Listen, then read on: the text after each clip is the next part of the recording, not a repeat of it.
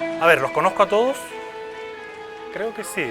Algunos no ubico tanto algunos rostros, pero la mayoría creo que los he visto antes. Espero que me hayan visto también antes, no sé. Y si no, no importa en realidad si no me han visto, es lo de menos. Bien, me han pedido dar un tema que estaba pensando, yo no sé si es tan atractivo el tema. Y voy a explicar por qué. Es un tema en realidad que es controversial, un tema que yo sé que han estado llevando adelante. Para Dios y para la Biblia es crucial. Y la Biblia se manifiesta como un tema importante. Pero no sé si la perspectiva de los seres humanos lo ve tan realmente importante el tema o tan relevante. Y lo digo porque a veces la forma en que nos desenvolvemos no refleja aquello que realmente creemos o decimos creer, ¿no es cierto?, que la Biblia nos dice. Han estado tocando el tema de la santidad, ¿sí? Cuando hablamos de santidad, ¿qué viene a la mente al tiro? A mi mente viene al tiro, ¿no es cierto?, la típica aureola, que algunos dicen, ¿no es cierto?, que deberíamos llevar. Pero, o bien pensamos, ¿no es cierto?, en algún personaje de yeso, ¿no es cierto?, o un cuadro por ahí colgado, que manifiesta, ¿no es cierto?, una persona que fue y se comportó de una manera agradable a muchos, y por sobre todo se supone agradó a Dios. Y a alguien se le ocurrió decir, este es un santo. Y empezamos, ¿no es cierto?, a lucubrar un montón de cosas por el estilo. ¿Ese es el concepto de santidad en la Biblia? ¿Cuándo uno es santo? ¿Y cómo se llega, ¿no es cierto?, a ser santo? ¿Y cómo se avanza o progresa en la vida de santidad? Quiero un poco ver ese tema, aunque parezca raro, había preparado 2 temas para hoy día y venía al cachipún. ¿Cuál de los 2? Y al final decidí fusionarlos, así para no pelear con ninguno de los 2. Quiero que vayan a la primera carta de Juan. Trajeron Biblia, ¿verdad? Si no, como dicen por ahí, hay que acercarse a un creyente y pueden conseguir una Biblia. Pero no, si no se los leo yo, no se preocupen. Primera Juan capítulo 3, versículos 2 y 3. Solamente esa porción.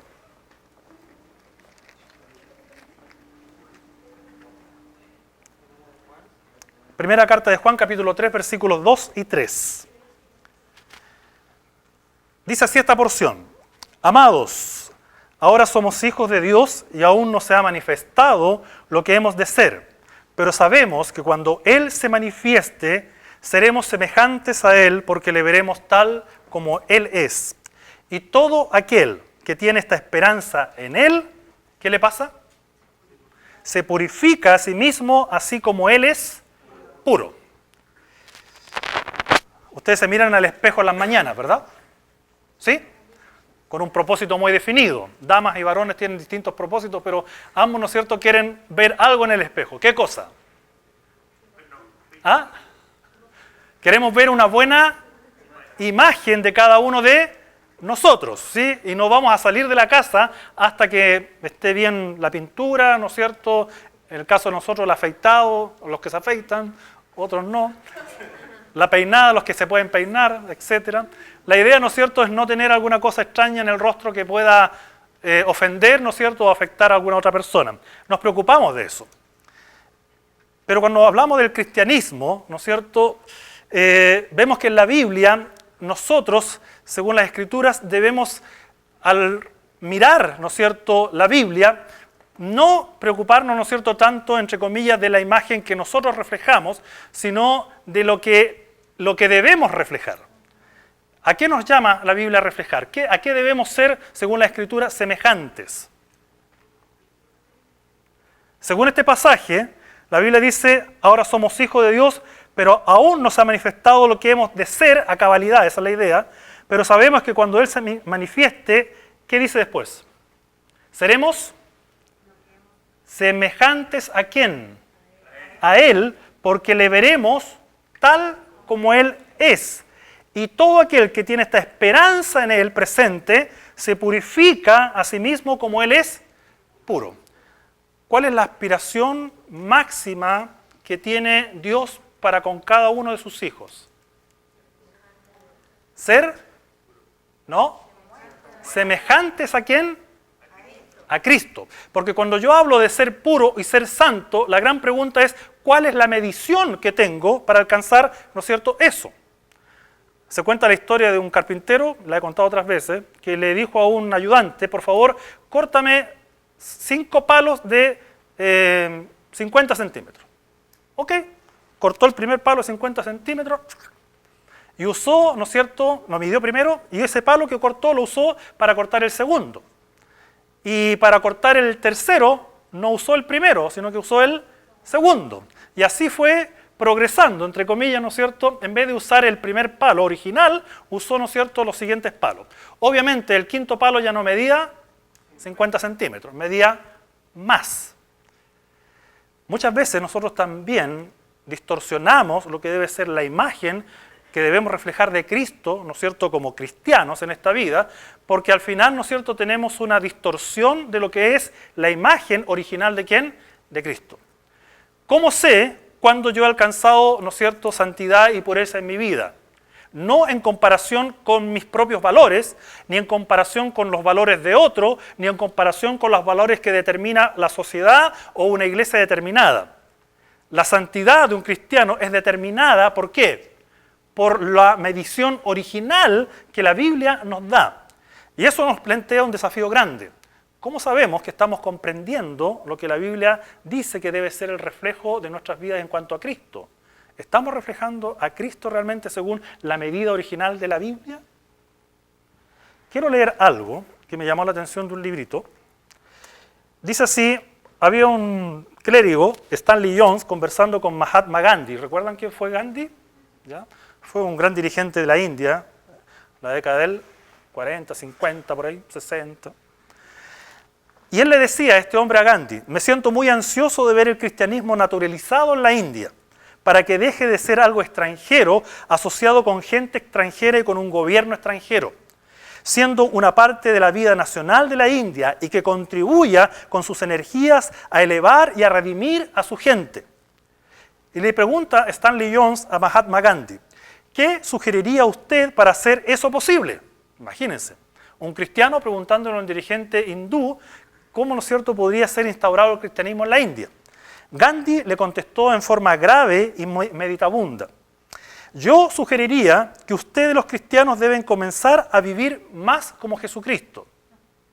En segundo lugar, sugeriría que deben practicar su religión sin adulterarla ni diluirla. Y en tercer lugar, sugeriría que deben poner su énfasis en el amor, porque el amor es el centro y el alma del cristianismo. Me temo que muchas veces la concepción, ¿no es cierto?, alta del cristianismo, no la tenemos nosotros precisamente. ¿La tienen quiénes? Los que no son cristianos, que te observan a ti, te miran a ti, y lamentablemente la imagen que ven en ti, ¿cuál es? ¿Es la de Cristo? El cristianismo ha tenido épocas de mucho crecimiento, pero también ha tenido tiempos de mucha vergüenza, porque los que dicen ser cristianos no reflejan a aquel que es, ¿no es cierto?, su representante, no representan al original, sino que a veces somos burdas copias, que no estamos, ¿no es cierto?, con nuestros hechos, palabras, con nuestras acciones, manifestando lo que la Biblia dice que debemos ser. La santidad, dijo alguien, es un mandamiento que ha sido, parece, olvidado, y por algunos lo consideran algo retrógrado, algo no atractivo, como dije al principio, algo que te va a cohibir en cuanto a ¿qué? A tu felicidad. Algunos piensan ser santo es encerrarse en un monasterio, ¿no es cierto?, y olvidarse del disfrute de la vida. ¿Es eso, no? En la Biblia no hay una negación, ¿no es cierto?, a poder disfrutar la vida. El tema es si lo hago, ¿no es cierto?, bajo, en este caso, la protección divina, o lo hago según, ¿no es cierto?, mis propios criterios o patrones de vida, o lo que otros determinan. Los cristianos hemos sido llamados, ¿no es cierto?, a no conformarnos a la imagen de este mundo, sino que debemos ser conformados a la imagen ¿de quién? De Cristo. Ese es el llamado supremo para ti y para mí. Si tú estás aquí y dices o profesas o deseas realmente seguir a Jesucristo, la Biblia dice que el que desea ser como Cristo debe seguirle, imitándolo a Él, siguiendo sus pasos, andando sus caminos. No hacerlo así no es entender lo que significa ser cristiano y no es entender lo que significa vivir la vida según lo que Dios ha determinado. Una pareja de jóvenes estaba en la casa, dos pololos, compartiendo, un día de mucho calor. Llegó la noche, ¿no es cierto?, y ellos estaban ahí en la casa, y al joven se le ocurrió, ¿no es cierto?, la gran idea, y le dijo a su polola, oye, ¿por qué no nos vamos a bañar a la casa del vecino? Tiene una linda piscina y él no está. Salieron de vacaciones. Ella le dijo, bueno, vamos. Saltaron las rejas, ¿no es cierto?, que habían y todo lo demás, sin hacer caso a los letreros, ¿no es cierto?, que estaban puestos ahí, que tenían ciertas prohibiciones, ¿no es cierto?, y ciertos resguardos para que no sucediera nada malo. El joven, obviamente, como somos los hombres, ¿no es cierto?, queremos, ¿qué cosa? Manifestarle a la muchacha, ¿no es cierto?, que ahí estamos nosotros, o sea, capos. Este muchacho, ¿no es cierto?, se saca la ropa y todo lo demás, se pone su traje de baño y corre hacia la piscina, ¿no es cierto?, porque tenía una tabla. Se sube, ¿no es cierto?, corriendo, pega el salto, ¿no es cierto?, y cuando va en el aire, ella grita, ¡no! Esa piscina no tenía agua. Esto es una historia real. El muchacho quedó cuadrapléjico el resto de su vida. ¿Por qué? ¿Es bueno ir a una piscina o es malo? Bueno, no hay problema. Disfrutar del agua y de la piscina no es malo. Hacerlo en compañía, qué bueno, no hay problema. El problema es cuando lo hacemos fuera de las normas o reglas establecidas. Había letreros, ¿no es cierto?, que decían que la piscina, cuidado, no tiene agua. Estaba el letrero, pero ellos hicieron caso omiso a las instrucciones. Yo creo que muchas veces nosotros también, como creyentes, y especialmente cuando uno es joven, le es muy difícil, ¿no es cierto?, concebir ciertas nociones bíblicas como este tema de la santidad y hacerlo parte de su vida, porque nos parece, como dije al principio, como algo que está, no sé, extraño ¿a qué? A lo que es la realidad de este mundo, donde todos queremos pasarlo bien y disfrutarlo sin que nadie nos diga cómo hacerlo. ¿Sí? Vivimos en un mundo hoy día de libertades o libertinajes, diríamos, extremos. Y a veces sufrimos las consecuencias de no hacer caso. Tengo dos amigas, bueno, ya no las veo hace tiempo. Una de ellas, un día llegó un muchacho a la iglesia, bien vestido, empezó a asistir a los jóvenes, empezó a asistir a la iglesia y todo lo demás, y empezó a conquistar a esta mi amiga. La pololeó, como decimos, ¿no es cierto?, ahí. Es de estos personajes que llegan a la iglesia, tanto hombres como mujeres, que digo, andan de cacería. Es decir, quieren casarse. Y él profesó creer, profesó, ¿no es cierto?, le gustaba el cristianismo y todo el tema. La conquista a la muchacha, se casa con ella. Ahora, ella poco antes había conversado con varias personas sobre el particular. Varios le habíamos dicho que no nos parecía, que él era todavía muy nuevo como para que se comprometiera mucho con él, que esperara un poquito. Dijo, no, sí, yo creo que él es el hombre de Dios para mi vida y bla, bla, bla. Ok. Al final no hizo caso a los consejos y se casó. No pasó un año y él la empezó a golpear. Ella lo aguantó callada. Nacieron sus primeros hijos. Él la seguía maltratando y golpeando. Después de un tiempo él la engañó. Y después de un tiempo ella se fue de la casa, ¿no es cierto?, con sus dos hijos. Y lo denunció a él por maltrato intrafamiliar. Nunca volvió a casarse. Y vive con sus dos hijos ella. Y con mucha tristeza venía y conversaba con nosotros y lloraba por su situación. Otra muchacha, Angélica, su nombre. Me gustaba. Siempre la miraba jugar tenis, ¿no es cierto?, del borde del muro de mi casa, al otro lado. Una muchacha muy atlética, muy simpática. Yo tenía 17 años, pondría, 16, 17 años. ¿Ok? Perfecto. De repente, ¿no es cierto?, ella dejó de venir a la iglesia y supimos que se había enfrascado en una relación con un muchacho. Y no la vi nunca más. Habíamos sido buenos amigos por muchos años y todo lo demás. Nunca se fijó en mí, así que perdió. No. Me encontré con ella hace como, la última vez, hace unos 10 años atrás, de haber tenido cerca de 40. Andaba como, no sé si me equivoco, si eran 4 o 5 niños a la rastra. Ella casi como una pordiosera, mendigando pan, mendigando plata. Y cuando nos vio, agachó la cabeza, lloró y todo lo demás, la ayudamos un poco. Ahí. ¿Saben, jóvenes? Yo sé que están en una etapa muy especial de toma de decisiones en muchas áreas. Yo estoy dándole algunos ejemplos. Pero cuando nos salimos del marco que Dios ha establecido para la vida y el disfrute de la vida, siempre hay consecuencias. Y a veces no son las mejores. Y a veces son tristes. Por todos estos casos yo lloré en mi tiempo con esos. Como pastor me ha tocado ver otros muchos casos los cuales uno ha aconsejado y al final terminan los jóvenes tomando una decisión que dicen, no, yo sé lo que hago. Okay. Yo tampoco puedo obligar a nadie a tomarlo del cuello. Pero uno tiene que sopesar en la vida cómo se va a conducir. Porque cuando tú te conduces de una manera X, vas a sufrir o, ¿no es cierto?, disfrutar las consecuencias. La gran pregunta es, ¿qué es lo que voy a escoger? ¿Qué voy a hacer como hijo de Dios? ¿Por qué debemos ser santos? ¿Qué te motiva a ser santo? ¿Y cómo podemos ser santos? Son preguntas relevantes, estimados, que uno debe hacer, ¿no es cierto?, y analizar cuando uno analiza un tema como este. Y yo quisiera ver solamente tres cositas bien breves hoy día, porque sé que no tengo mucho tiempo. Me dijeron 2 horas nomás y...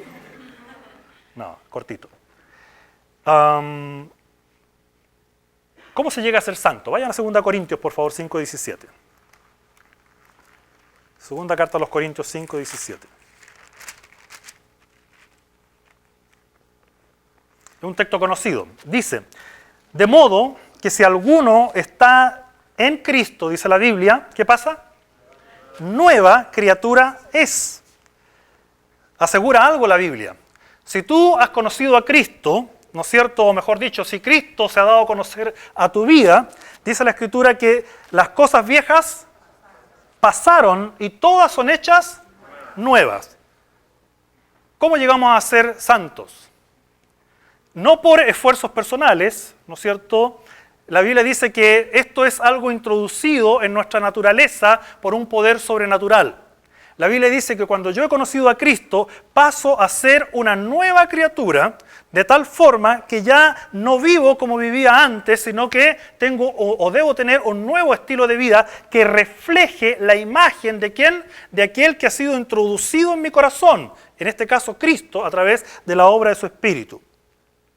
Ya no vivo como vivía antes. Y Pablo lo va a rectificar en otras secciones más, como Gálatas 2:20, porque ya no vivo yo, más vive Cristo en mí, y lo que ahora vivo en la carne, lo vivo en la fe del Hijo de Dios, el cual me amó y se entregó a sí mismo por mí. Muchos textos de la Biblia manifiestan que si tú has creído en Cristo, entonces tienes por delante un nuevo estilo de vida que afrontar. Eso por la obra sobrenatural de Dios. Es el Espíritu Santo que vive en el creyente, el que anhela reproducir el carácter santo de Dios en los suyos. Somos, dice la Biblia, impulsados a aborrecer lo que es pecado a los ojos de Dios. Ojo, a los ojos de Dios, no bajo las reglamentaciones humanas. Y amar, por lo tanto, la pureza. Por lo tanto, decimos, el propósito sublime de todo hijo de Dios es que se asemeje al Hijo de ¿quién? De Dios. Y eso se hace a través de la obra del Espíritu Santo. Segunda cosa que quiero que vean. Vayan por favor a la segunda carta de Samuel.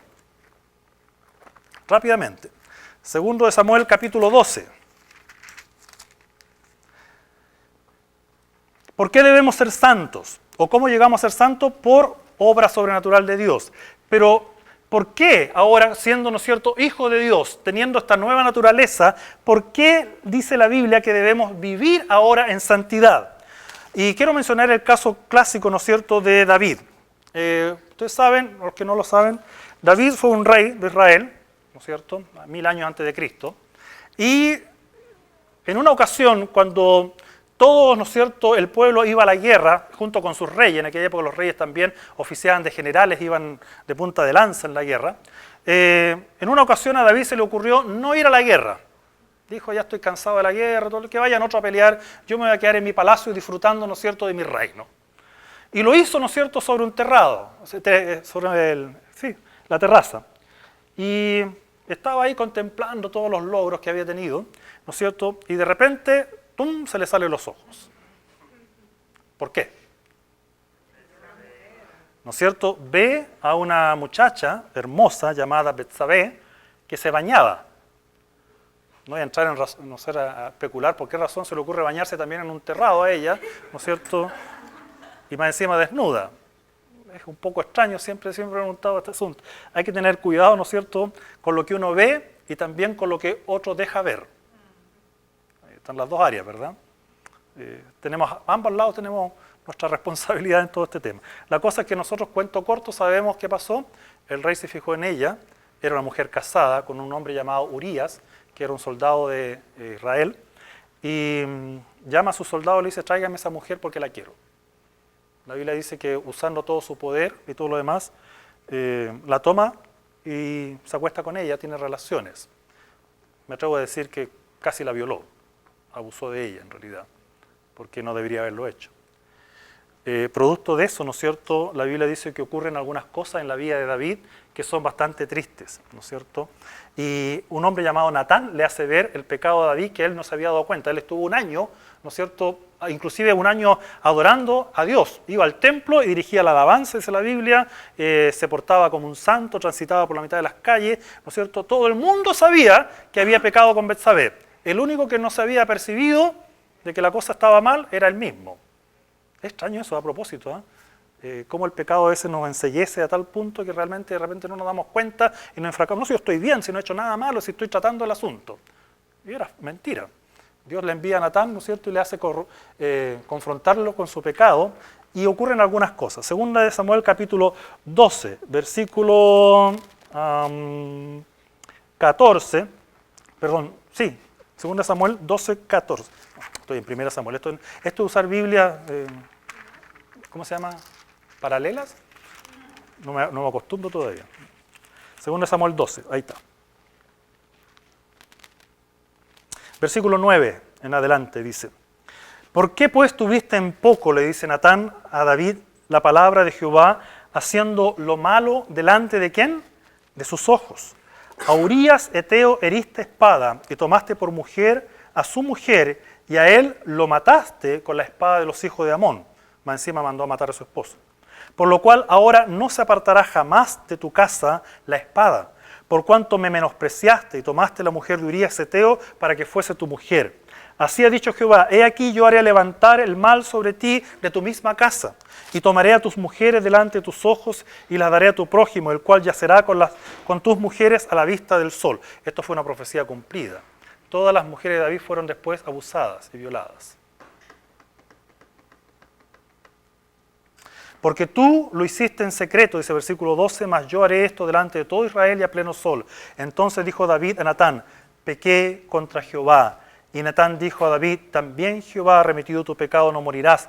Mas, por cuanto con este asunto hiciste blasfemar a los enemigos de Jehová, el hijo que te ha nacido ciertamente morirá. Y Natán se volvió a su casa, y Jehová hirió al niño que la mujer de Urías había dado a David, y enfermó gravemente. Me llama la atención el versículo 14. Mas por cuanto con este asunto hiciste, ¿qué cosa? Blasfemar a los enemigos ¿de quién? De Dios. Las consecuencias del pecado, que el pecado arroja sobre la imagen de Dios, son tremendas. Y es interesante que esta imagen de Dios con la cual el ser humano fue creado, sabemos producto del pecado se distorsionó. Pero Dios ha querido recuperar esta imagen en sus hijos. Y Él quiere colocar la imagen, ¿no es cierto?, suya en cada uno de nosotros. La tenía de alguna manera David. Pero cuando pecamos, la Biblia dice que esta imagen, ¿qué pasa? Se distorsiona. ¿Distorsiona a los ojos de quién?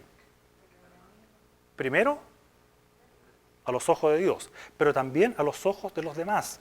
La Biblia dice que de alguna manera Dios se entristeció tremendamente por el pecado, ¿no es cierto?, de David.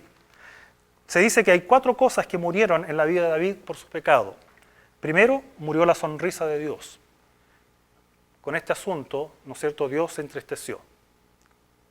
Se entristeció al verlo. La Biblia dice que también murió la paz en el corazón de David por su pecado. Ya no volvió a ser el mismo de antes. Murió la estabilidad del trono de David. Dios le quitó todo lo que le había prometido dar. ¿Por qué? Por su pecado. Y murió su testimonio ante el mundo. Yo partí dando algunos ejemplos, ¿sí? Del caso de estos jóvenes, del caso de unas amigas. Es interesante que se repita el mismo patrón, ¿no es cierto?, cuando uno no refleja la imagen de Cristo en su vida. cuando no se comporta de acuerdo a los parámetros que Dios ha establecido. Se sufren las consecuencias, ¿no es cierto?, de vivir una vida que no va acorde con lo que Dios nos ha entregado en su palabra. Dios se entristece. Y esto nos hace pensar. La Biblia dice que en Cristo somos nueva criatura, que fue la obra de Cristo en la cruz del Calvario que transformó tu vida, ¿no es cierto?, y la ha proyectado hacia la eternidad para que algún día, ¿no es cierto?, la imagen de Cristo sea plena en cada uno de nosotros. A propósito, este asunto de la imagen de Dios es algo que está predestinado. La Biblia dice, y me llama la atención esto, ¿no es cierto?, en Romanos 8:29 dice que hemos sido predestinados para ser transformados según la imagen ¿de quién? De Cristo. Desde antes de la fundación del mundo, Dios tenía un plan para contigo y conmigo. ¿Cuál era ese plan? Que tú fueses, ¿no es cierto?, predestinado para ser conforme a la imagen de ¿quién? De su Hijo. Antes de, ya había un propósito sublime. Y la Escritura dice en 2 Corintios 3:18 que en el presente Dios está trabajando para que como en un espejo nos reflejemos con Cristo y seamos conforme a ¿qué? A la imagen que Él refleja, no la que yo reflejo. Y ese es el trabajo que está realizando Dios en el presente. Y en este presente es cuando nosotros tenemos mayormente problemas, sin duda. Porque no reflejamos lo que la Biblia dice que debiéramos ser. Y las consecuencias las vemos en la vida de David, que son repetitivas en la vida de muchos creyentes. Puede ser la tuya y la mía, cuando no vivimos acorde con eso. Hace 3 años atrás, 4 años, yo sufrí las consecuencias de mi propio pecado. Y tuve que abandonar el ministerio. Fui pastor por 24 años. Y claro, uno se empieza a acostumbrar a un montón de cosas en el liderazgo. No voy a contar detalles de mi pecado. No engañé a mi esposa, tranquilos. Gracias a Dios no lo he hecho. Pero sí cometí otros pecados, que a veces son la acumulación de cosas pequeñas. Y al final, ¿no es cierto?, la familia mía sufrió las consecuencias. Especialmente una de mis hijas. Que hoy día, gracias a Dios, está volviendo al Señor poco a poco. Pero fueron tiempos tristes y difíciles. Antes de estar trabajando en la Cruzada, yo trabajé en el Transantiago. Trabajé como inspector. Sufrí los embates de la gente, ¿no es cierto?, y su mala actitud, porque yo era el encargado de hacerlos pagar. Varias veces fui escupido en la cara. Varias veces fui casi golpeado. En una ocasión fui golpeado. Casi me rompieron la mano porque le tuve una patada. Y cada vez que estaba en un paradero, haciendo la atención, a veces había momentos de soledad y tranquilidad. Y en muchos de esos momentos yo lloré.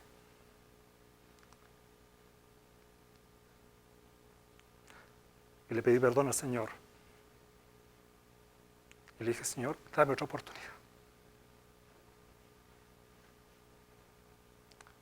Pasaron casi 2 años y el Señor poco a poco fue restableciendo mi vida. Ordenando yo mi vida también. A veces uno vive 24 años, viví preocupado de otros. Y se despreocupa de uno y te despreocupa de tu familia. Y eso es terrible. Hugo me preguntaba delante, pastor, ¿cómo es su vida personal de oración? Cuando uno es adulto es complicado, porque parece que los tiempos fueran más reducidos. Corres más, hay más afanes en la vida. Y yo le dije, por eso es que la Biblia dice, acuérdate de tu Creador. ¿Cuándo? En los días de tu juventud. Antes que vengan. Y la Biblia lo dice.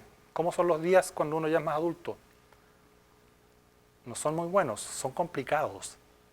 Son complicados.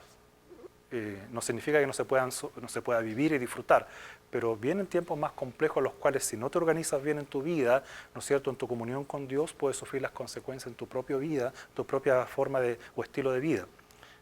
Y yo lo sufrí en mi propia vida. Y después de años el Señor, ¿no es cierto?, trabajando en mi vida, me ha dado esta otra oportunidad de volver acá, donde fui acogido. Y poco a poco el Señor me fue dando la oportunidad de servicio. Pero sufrí las consecuencias del pecado. No pequé a la manera de David, sin duda. Pero sí cometí faltas que a los ojos de Dios los entristecieron, que afectaron mi propia vida, que afectaron el testimonio de otros también.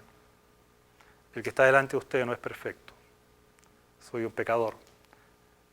Y cuando yo era joven como ustedes fui idealista y también soñé y aspiré a muchas cosas. Y le dije, Señor, con todo mi corazón quiero servirte. Pero no sabía que la cosa no era que era tan difícil. Y muchas veces, ¿por qué? Porque uno cae en la etapa de la autosuficiencia y la no dependencia ¿de quién? De Dios. La Biblia es enfática.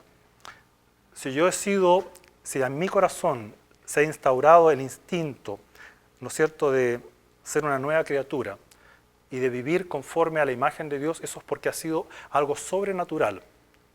Y para poder mantenerme en este estatus, también debo entender que es la obra sobrenatural de Dios la que, ¿no es cierto?, se debe mantener en mi vida. Dios es el que siempre va a producir el querer y el hacer por su buena voluntad. Esto significa que la santidad depende, hermanos míos, estrechamente, jóvenes, de una estrecha relación con Dios, para que Él siga obrando y trabajando y amoldando su imagen en tu vida, cosa que el día de mañana no sufra las consecuencias de vivir alejado, ¿no es cierto?, ¿de quién? De aquel que te dio la vida y te dio la verdadera vida, ¿no es cierto?, que solamente se puede disfrutar en una estrecha comunión con Dios. A Dios le costó, ¿no es cierto?, la muerte de su Hijo en la cruz del Calvario, ¿no es cierto?, por nuestros pecados, el poder lograr la santidad en nuestras vidas. Dice 1 Pedro 2:24, si lo buscan por favor.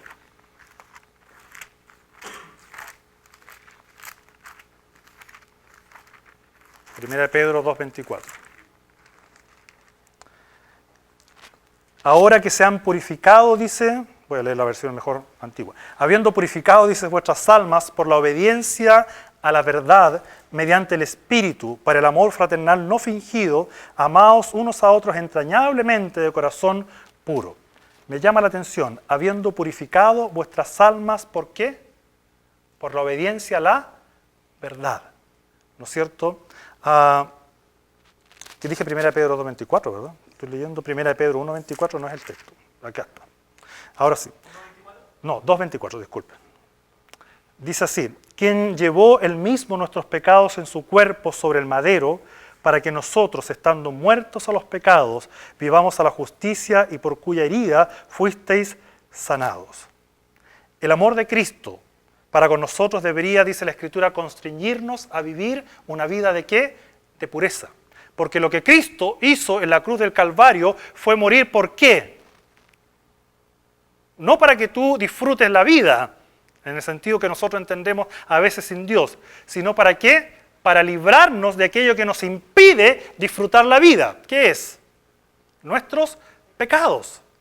Dios no nos ha llamado a vivir en el ostracismo, ¿no es cierto?, ni a vivir aislado como un monje, ¿no es cierto?, dejando de lado lo que es el disfrute de la vida. Jóvenes, disfrútenla, pásenlo bien, pero háganlo bajo los parámetros ¿de quién?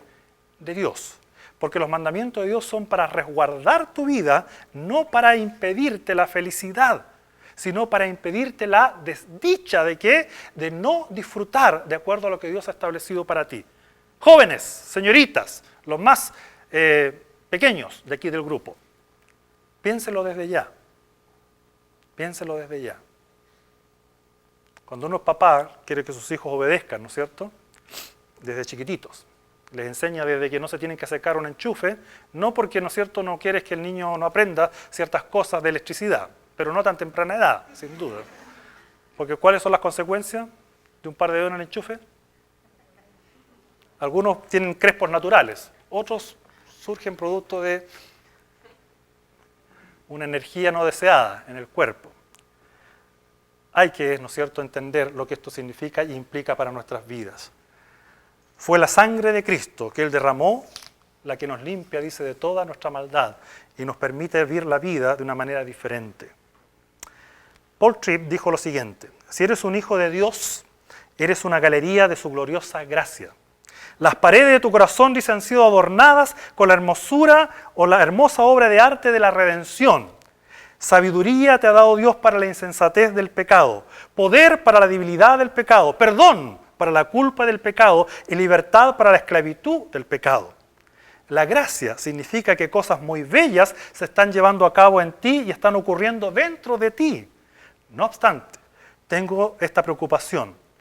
Muchos creyentes, jóvenes especialmente, ¿no es cierto?, tienen su obra de arte ahí, pero tienen las luces de las galerías apagadas. Estos creyentes sencillamente no ven ni entienden plenamente la impresionante belleza de lo que se les ha dado con la gracia del Señor Jesucristo. La luz nos permite disfrutar lo que está alrededor nuestro. Sin luz no vemos nada. Dios te ha dado una luz, ¿no es cierto?, a través de la gracia de Dios. Te ha entregado una naturaleza nueva, te ha dado, ¿no es cierto?, la posibilidad de evitar el pecado y sus consecuencias, y te hace recordar constantemente que lo que Cristo hizo en la cruz fue morir por tus pecados. ¿Para qué? Para que tú reflejes la belleza de la galería de arte que Dios ha hecho con tu vida. Había un escultor que una vez le pidieron hacer un león en mármol, y le quedó hermoso. Y le dijo, ¿cómo logra usted, ¿no es cierto?, hacer un león tan hermoso de una piedra tan tosca? Muy simple. Saco todo lo que no corresponde al león. Y aflora en forma natural. ¿Cómo llegas tú a ser un hijo de Dios según la imagen de Cristo, viviendo en la santidad de vida, reflejando la santidad de Dios? Dios tiene que hacer, sacar todo lo que no corresponde a la imagen de Cristo. A veces duele, a veces no nos gusta, pero llega el momento en que lo vas a apreciar y lo vas a disfrutar. Yo hasta cierta edad de mi vida lo disfruté, y cuando pequé viví la desdicha de haber defraudado a mi Señor y Salvador. Y hoy día estoy recuperando otra vez esa imagen que el Señor quiso implantar en mi vida. Y espero reflejarla también, no solo a ustedes, sino también al mundo que nos rodea. Vivimos un mundo que hoy día está expectante en cuanto, ¿no es cierto?, cómo estamos reflejando nuestro amor para Cristo, cómo estamos viviendo nuestra libertad en Cristo, cómo estamos viviendo una santidad de vida que es la mejor vida que uno puede tener, presente, promesa presente y también venidera. Termino con lo siguiente. Un soldado fue llevado ante el gran Alejandro Magno. ¿Saben quién fue Alejandro Magno? Un conquistador griego, ¿no es cierto? Conquistó gran parte del mundo en su tiempo. Este soldado fue llevado por desobediencia ante Alejandro Magno, ¿no es cierto?, de sus órdenes. Alejandro le preguntó, ¿cómo te llamas? Y el soldado le dijo, Alejandro. ¿Cómo? Dijo. ¿Te llamas igual que yo, Alejandro? Sí, replicó el soldado avergonzado. Entonces ordenó el gran jefe militar a este hombre, o cambias tu nombre o cambias tu actitud. ¿Cómo te llamas? ¿Cómo te haces llamar? Cristiano. Hay dos posibilidades. O dejas de llamarte cristiano o cambias tu actitud. Es el llamado de Dios para nuestra vida. ¿Para qué? Para que disfrutes la vida. Para que realmente, ¿no es cierto?, complazcas primero a Dios y también los que te rodean, ¿no es cierto?, no solo escuchen las palabras del Evangelio a través de tus labios, sino que vean el reflejo del Evangelio en tu vida. Porque eso es lo que habla fuertemente a nuestra sociedad. La gente del mundo está cansada de ver cristianos inconsecuentes, de ver personas que dicen una cosa y se comportan de otra manera. Porque si no es así, es hora de que te vayas de aquí. ¿Fuerte? Pero por otro lado, ¿sabes? Si te quedas aquí, quedas bajo el resguardo ¿de qué? De los mandamientos de Dios. Y sobre todo del mandamiento olvidado, que nunca ojalá olvides. Sean santos, porque Dios es santo. Oremos. Señor y Dios, muchas gracias. Más que suficiente.